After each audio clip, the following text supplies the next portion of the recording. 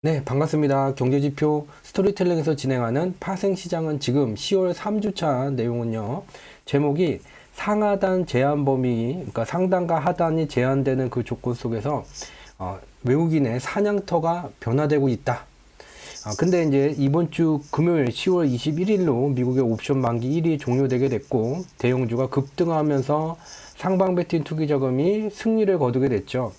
차후에 다음 주죠. 이제 10월 4주차에 대한민국의 파생 시장의 포지션 경쟁이 어떻게 될지를 참고하기 위해서는 이번 주까지 진행된 포지션을 보게 되면 포지션 변화가 진행 중이기 때문에 다음 주를 이 포지션 분석만으로는 예측하기가 힘들고, 그래서 대한민국의 금융시장에 연동되게 되는 미국 뉴욕 증시의 변화를 살펴야 된다. 이 내용에서 가장 중요한 변화가 미국 뉴욕 증시에서 진행되고 있기 때문에 이것을 알면 차후에 이 미국 뉴욕 증시의 등락에 연동되게 되는 대한민국의 파생 시장도 장세를 어렵지 않게 예측할 수 있게 된다는 내용이 되겠습니다. 먼저 본 내용 보게 되면 이번 주에 대한민국의 파생 시장이 어떻게 변화되어 왔는지를 먼저 살펴볼게요.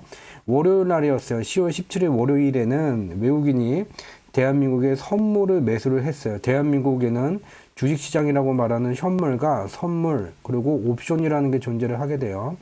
현물, 선물 말 그대로 현재 거래되는 주식의 미래 가치를 먼저 거래한다. 선물이죠. 그래서 향후에 선물의 포지션에 따라서 현물 시장이 영향을 받게 돼요. 그래서 외국인들이 선물을 산다는 것은 대한민국의 주가 지수가 향후에 상승할 여력이 있기 때문에 상승할 것에 베팅을 한다는 의미를 나타내게 돼요. 월요일 날은 외국인들이 선물을 사면서 대한민국의 주가 지수가 더 올라갈 여력이 남아있다라고 판단을 내린 거죠. 그래서 월요일날 13시 35분 기준으로 포지션을 살펴봤었고, 당시에는 주가 지수가 287.5에서 290 미만 여기에 와 있었어요.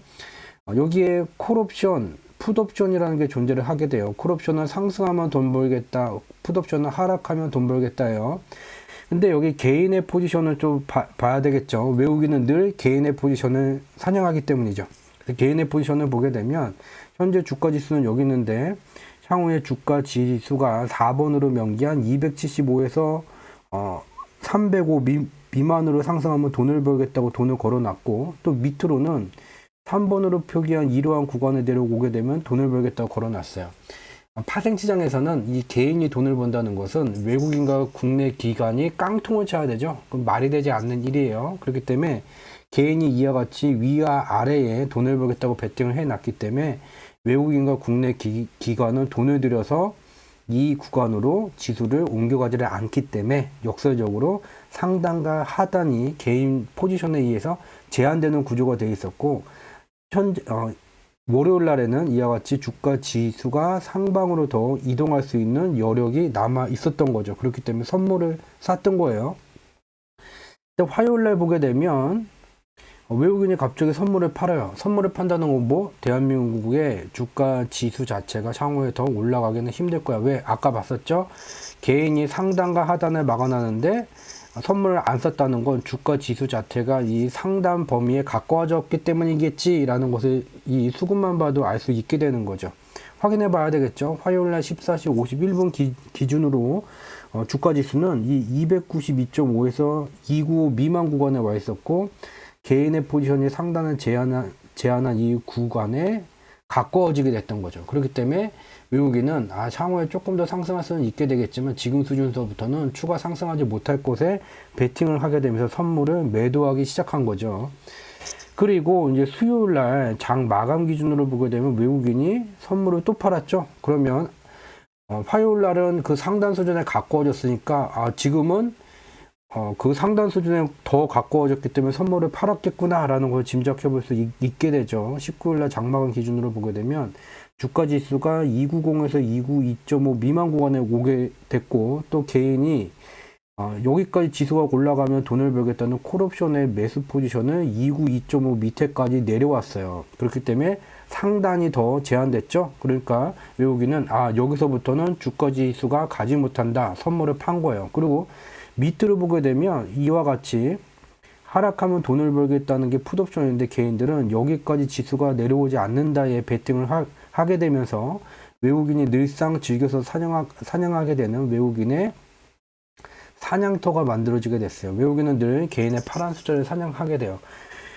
위로 가는 거는 개인 때문에 막혔고, 밑으로 가게 되면 개인을 사냥할 수 있게 되니 선물을 매도를 하게 되고, 여기서부터 밑으로 이제 내려가면서 주가 지수를 밑으로 내리면서 개인의 포지션을 사냥하면 되겠죠.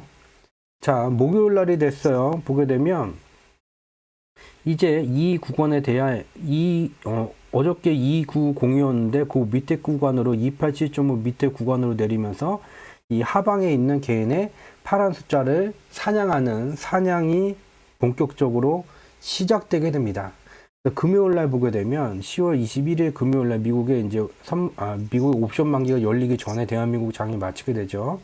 10월 21일도 보게 되면 여전히 이 280에서 290 미만 구간에 있는 개인의 파란 숫자를 사냥 중이었었고, 상방으로 있었던 개인의 콜옵션 매수 포지션의 변화들이 지금 생기고 있는 중이죠.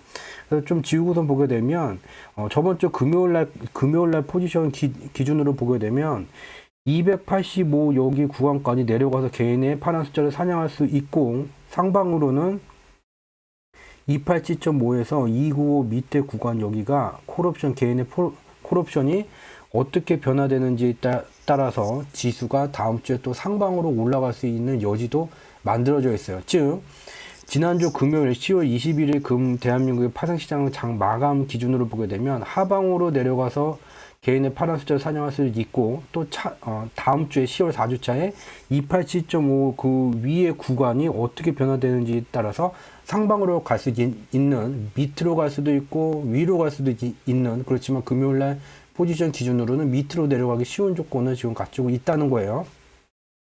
그래서 좀 금요일날 기준으로 포지션을 보게 되면 하단선이 285 정도가 되고 상단선은 290 미만 구간까지 와 있는데 287.5에서 292.5 구간이 어떻게 차주에 변하느냐에 따라서 지수가 상승으로도 갈 수 있다는 거죠. 왜 지수 상방 구간이 이와 같이 열리게 되느냐 또 이해를 해야지 되겠죠. 10월 21일은 미국의 옵션 만기 1이 됐고 10월 2주차서부터 이 10월 21일로 다가감에 따라서 미국 뉴욕 증시 속에서는 2022년 6월 하한 가격을 깨려는 하방 베팅 투기 자금과 이 위로 올라 세우려는 상방 베팅 투기 자금의 격한 경합 과정이 벌어지게 되면서 이와 같이 빈번한 등락 현상이 나타나게 됐는데, 승리는 10월 21일 장 마감했을 때 S&P 500은 2.37% 급등했고 나스닥은 2.31% 급등하면서 상방 베팅 투기 자금의 승리로 끝났어요. 자, 그러면 이제 다음 주는 미국의 10월 3주차 옵션 만기일이 끝나게 됐으니 어떻게 되게 될까? 이에 따라서 대한민국의 금융시장도 연동되게 될 것이고, 또 대한민국의 파생시장 금요일까지 포지션을 보게 되면 애매하게 밑으로도 갈 수 있고 위로도 포지션이 좀 변화되게 되면 위로도 갈 수 있는 애매한 조건이었던 거죠.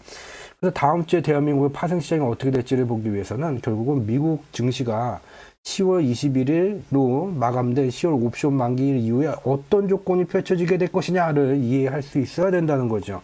보면 되겠죠.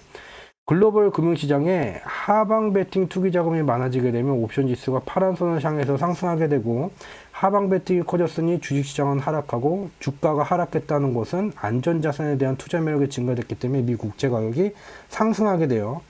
국채 가격이 상승했다는 것은 국채를 보유하게 될 때 지급하는 이자, 국채 금리는 하락했다는 것을 의미를 해요. 주식시장이 하락하면 금리가 하락해요. 국채 금리가 하락해요.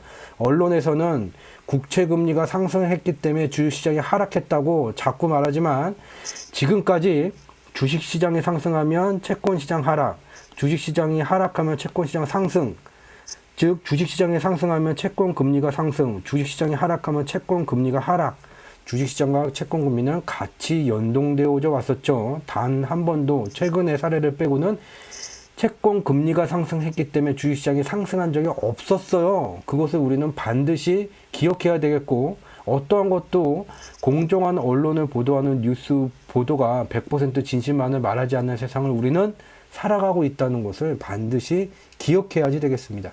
자, 다시 보게 되면 투기 자금이 이제 상방 베팅으로 전환되게 됐어요. 그렇게 되니 주식시장이 상승했어요. 주식시장 상승하면 뭐? 채권 시장 하락하고 채권 금리는 주식시장 따라서 상승하죠. 이렇게 되어져 왔어요. 인류가 금융 역사를 만든 이래 이와 같이 움직여져 왔어요. 근데 최근에 이상한 현상이 발생되게 됐죠.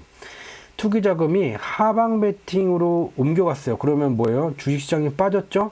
주식시장 빠지면 채권시장 상승해야 되는데 하락했죠. 왜? 2021년 5월서부터 미 달러 강세가 진행되게 됐고 2022년 1월서부터 미 달러 강세가 더욱더 격해짐에 따라서 미 달러의 단위로 가치가 측정되는 위험 자산도 하락, 안전 자산도 하락, 그리고 미 달러 가치와 교환이 되게 되는 다른 국가의 환율은 약세 현상이 나타나게 됐어요. 한국이 됐든 일본이 됐든 어떤 나라가 됐든 간에 미 달러와 가치를 교환하는 그 나라의 환율 가치는 하락하는 약세를 상승하면서 약세를 나타내는 현상이 진행되고 있는 거죠. 그래서 근래에 인과성이 깨진 요 현상을 보고 채권 가격이 얘가 하락했으니까 채권 금리가 상승하면 주식시장이 하락한다라고 주장을 하게 되지만 인류의 금융 역사 속에서는 주식시장 상승하면 채권 가격 하락, 채권 가격이 하락했던 거 채권 금리 상승, 주식시장과 채권 금리가 같이 연동되어져 왔고 최근에 발생된 이 현상, 채권 금리가 상승하니까 주식시장이 하락한 것은 미달러 초강세 현상에 의해서 위험자산과 안전자산, 미달러의 가치로 단위가 측정되기 때문에 같이 하락하는 현상이 나타나게 됐어요. 그럼 다음 주에는 어떻게 될 것인가? 글로벌 투기자금 중에서 옵션 시장에 있는 투기자금은 이 위에서 밑으로 내려오게 되는 상방 포지션으로 이동하게 돼요. 상방 포지션으로 가게 돼요. 그렇게 되면 뭐예요? 채권 시장은 하락하고 주식 시장은 상승해야 되죠. 근데 제가 아직 상승 못하고 왜 횡보하는 겁니까? 미달러 강세가 10월 21일까지 상방 베팅 투기자금하고 격전 하방 베팅 투기자금이 격전을 벌이면서 미달러 강세가 완전히 꺾이지 않았기 때문에 얘가 지금 이러한 조건에 와 있지. 우리가 봤죠. 얘가 상방으로 가게 되면 채권 시장 하락, 주식 시장 상승해 왔어요. 그런 조건에 와 있다는 걸 우리는 확인할 수가 있게 되죠. 특히 이 미달러 선물 강세를 바탕으로 시장을 하방으로 눌러왔었던 선물 시장에 있는 투기 자금은 고물가 속 장기 침체를 의미하는 스태그플레이션이라는 걸로 시장의 공포심을 만들어 왔어요. 스태그네이션, 경기 침체라고요. 미국의 경기 침체에 지금 빠졌다고요. 이것을 갖고 2021년 01월부터 06월까지 금융시장을 폭락하게 만들었죠. 2021년 01월부터 06월까지 이 스태그플레이션, 고물가 속 장기 침체 때문에 주식시장이 하락했다면 현물, 지금 실제 실물 경제도 폭망에 있어야 되죠. 근데 희한하게 주식시장은 폭락했는데 2022년 09월에 미국의 실업률이 이전에 3.7에서 3.5로 낮아지면서 더욱더 미국 경제가 좋아졌어요. 스태그플레이션은 인플레이션 고물가라고요. 계속해서 물가가 상승하고 있다는 거짓 정보가 언론을 통해서 유포됐죠. 2022년 09월 미국의 인플레이션율이 발표됐어요. 10월 3주차에 발표됐죠. 8월에 인플레이션율은 8.3%였는데 9월에는 8.2%로 낮아지게 됐어요.